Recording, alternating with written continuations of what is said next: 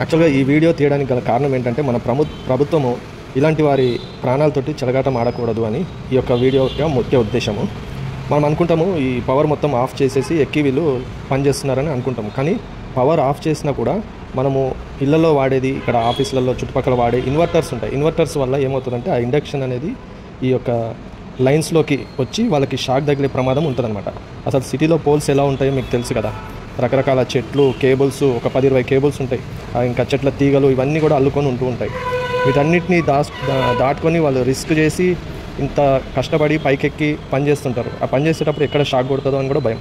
Already ఇతను ఒకసారి ఎక్కి మళ్ళీ కిందకి దిగి చుట్టుపక్కల ఇన్వర్టర్స్ ఆఫ్ చేయండి అని చెప్పి మళ్ళీ పైకి ఎక్కాడు అనమాట. అంటే పవర్ ఆఫ్ చేసినా కూడా వీళ్ళకి ఇది ప్రాణాంతకమే అనమాట.